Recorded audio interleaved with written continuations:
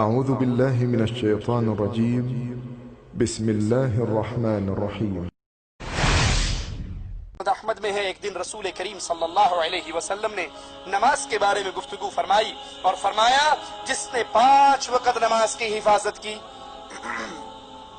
جس نے 5 وقت نماز کی حفاظت کی، وہ نماز قیامت کے دن اس کے لیے نور، برہان اور نجات ہوگی۔ وہاں کام کیا آئے گا؟ آپ کے اپنے اعمال۔ امام الانبیاء نے فرمایا نا کہ اللہ کا حکم ہے اندھیروں میں چل کر مسجد میں آنے والوں کو، اندھیروں کی نماز کون سی؟ فجر اور عشاء۔ اندھیروں میں چل کر مسجد میں آنے والوں کو قیامت کے دن پورے نور کی خوشخبری دے دو۔ قیامت کے دن کوئی اندھیرا ان کے قریب۔ نبی نے فرمایا جو 5 وقت اپنی نماز کی حفاظت کرتا ہے، یہ نماز قیامت کے دن اس کے لیے نور، برہان، دلیل اور نجات ہوگی۔ اور جس نے نماز کی حفاظت نہ کی، کبھی شعیب اختر کی بولنگ پہ نماز چھوڑ دی، کبھی شاہد افریدی کی بیٹنگ پہ نماز چھوڑ دی، کبھی کرکٹ میچ پہ، کبھی ڈرامے پہ، کبھی فلموں پہ، کبھی ٹیلی فون پہ گپے مارتے ہوئے، جی ٹھیک ہے نماز تے ہو رہی لیکن پاکستان تو کال آئی سی، یہ نماز تک مر جائے گا، دوبارہ نہیں کر سکتا، سلام پھیرنے کے بعد پھر اس سے بات کر لینا۔ نماز ہو رہی ہے اور یہ مسجد کے دروازے پہ کھڑا ہوا ٹیلی فون پہ گپے مار رہا ہے۔ لا حول ولا قوت الا باللہ۔ آپ نے فرمایا جس نے نماز کی حفاظت نہ کی، اس کے لیے نہ یہ برہان بنے گی، نہ نور ہوگا، نہ قیامت کے دن نجات ہوگی۔ اور وہ قیامت کے دن ہوگا کہاں؟ نماز کا تارک ہوگا کہاں؟ کون فرما رہا ہے؟ امام الانبیاء۔ مولوی صاحب کا فتویٰ نہیں، شاہ صاحب کی بات نہیں، پیر صاحب کی گال نہیں، یہ ان کی بات ہے جن کی زبان مبارک شریعت کی بات اس وقت بتایا کرتی تھی جب آسمان والا حکم دیا کرتا تھا۔ وما ينطق عن الهوى ان هو الا وحی یوحى۔ کائنات کا ہر بندہ اپنی مرضی سے بولتا ہے، امام الانبیاء رب کی مرضی سے بولتے ہیں۔ اور وہ فرما رہے ہیں نماز کا تارک، نماز کو چھوڑنے والا، 5 وقت کی نماز کی حفاظت نہ کرنے والا، قیامت کے دن قارون کے ساتھ، حامان کے ساتھ، فرعون کے ساتھ، ابی بن خلف کے ساتھ ہوگا۔ علامہ ابن قیم رحمہ اللہ اپنی کتاب الصلاۃ میں یہ حدیث بیان کر کے اس کی تشریح کرتے ہوئے فرماتے ہیں تاریک نماز کا خاص طور پہ ان 4 آدمیوں کے ساتھ ذکر کیے جانے کا سبب یہ ہے کہ یہ چاروں کفر کے سردار ہیں۔ فرعون، حامان، قارون، ابی بن خلف، یہ چاروں کفر کے سردار ہیں، اور جو نماز کا تارک ہے قیامت کے دن وہ ان کے ساتھ اٹھایا جائے گا۔ یہ واضح اشارہ ہے کہ اگر تاریک نماز کیوں نماز چھوڑ رہا ہے؟ مال کی وجہ سے۔ اجی نماز تے وہ غریب لوگ پڑھ دینے، ساڈا تے ماشاءاللہ چنگا بڑا کاروبار ہے، اللہ دا بڑا رحم ساڈے تے، نماز غریب پڑھتے ہیں، ہم کیوں نہیں پڑھتے؟ اللہ دا بڑا کرم ہے۔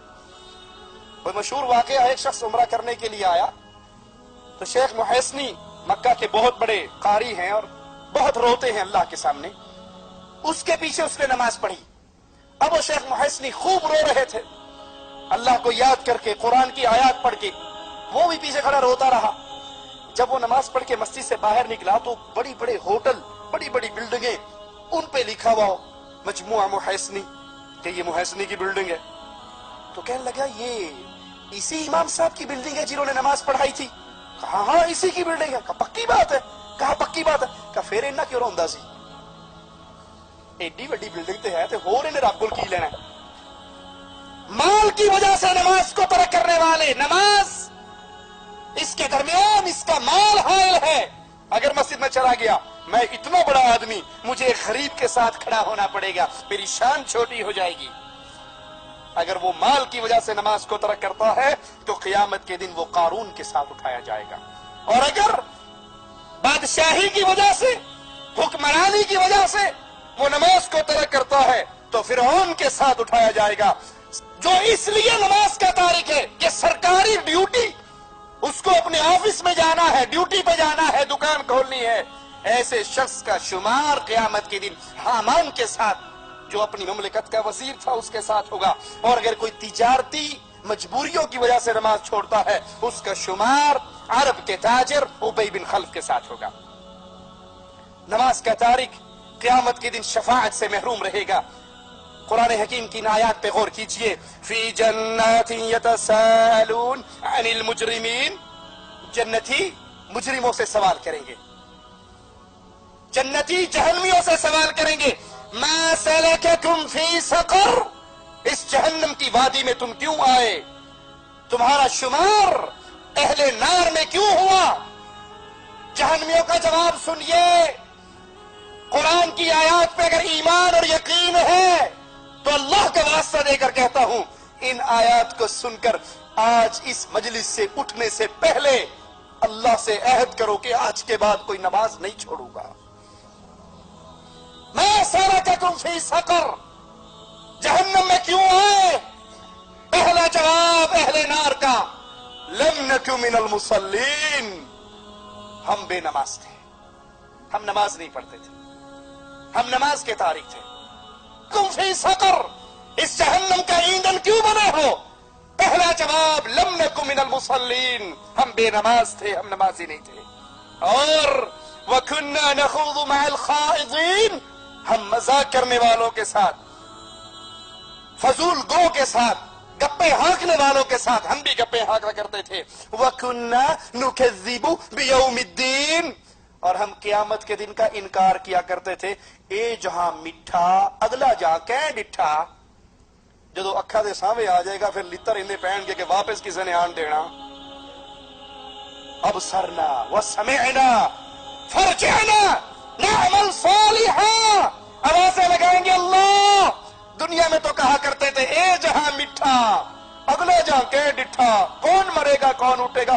مولویاں نو سوائے ڈران تو کام ہی کوئی نہیں. لیکن اب یقین آ گیا, اب سرنا اپنی آنکھوں سے دیکھ چکے ہیں, کانوں سے سن چکے ہیں. فرجعنا, ایک چانس, ایک سپلیمنٹری, ایک موقع, ایک مرتبہ دنیا میں بھیج دے. نعمل صالحا, اذان ہوندے مسیتے جاواں گے لیکن وہاں سے واپسی. كنا نكذب بيوم الدين, ہمیں یقین ہی نہیں تھا کہ قیامت کی گھڑی بھی کوئی آنے والی ہے. حتی اتانا الیقین, یہاں تک کہ موت نے ہمیں آ گھیرا.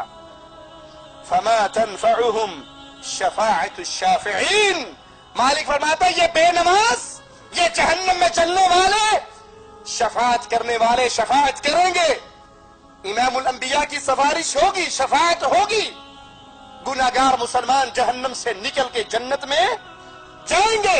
لیکن یہ بے نماز جو جہنم میں ہے ان کو کوئی شفاعت فائدہ نہیں.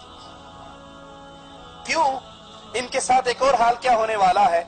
یوم یکشف عن ساق ویدعون الى السجود فلا یستطیعون, قیامت کے دن مالک اپنی پنڈلی عیا کرے گا جیسے اس رب کی شان ہے, جیسے اس کے لیے لائق ہے. اور وَيُدْعَوْنَ إِلَى السُّجُودِ, سجدوں کے لیے ان کو پکارا جائے گا. فَلَا يَسْتَطِيعُونَ, یہ قیامت کے دن رب کے سامنے سجدہ کرنے کی طاقت نہیں پائیں گے. جس نے اس دھرتی پہ اپنی پیشانی کو اللہ کے سامنے نہ جھکایا, وہ قیامت کے دن بھی سجدہ ان کی کمر تختے کی طرح ہو جائے گی. وہ جھکنا بھی چاہیں گے تو گر جائیں گے, لیکن انہیں سجدے کی توفیق نہیں ملے گی. سجدے کی توفیق صرف اسی کو ملے گی جس نے اس دھرتی پہ دنیا میں سجدہ کیا ہوگا. اور سجدہ کس کے لیے کیا ہوگا؟ اللہ کے لیے کیا ہوگا. اللہ کے لیے کیا جانے والا ایک سجدہ کائنات کی ہر دھرتی سے, ہر درگاہ سے, ہر دربار سے انسان کو بے نیاز کر دیتا ہے. جنہوں نے اس دنیا میں اللہ کے لیے سجدے کیے, نمازیں پڑھی, وہ قیامت کے دن سجدے کریں گے. اور جنہوں نے اس دنیا میں خالص اللہ کے لیے سجدے نہ کیے, وہ قیامت کے دن سجدے نہ کر سکیں گے. ان کی کیفیت کیا ہوگی؟ خاشعۃ ابصارهم ترهقهم ذلہ وقد كانوا يدعون الى السجود وهم سالمون, آنکھیں جھکی ہوں گی, ان پر ذلت طاری ہوگی,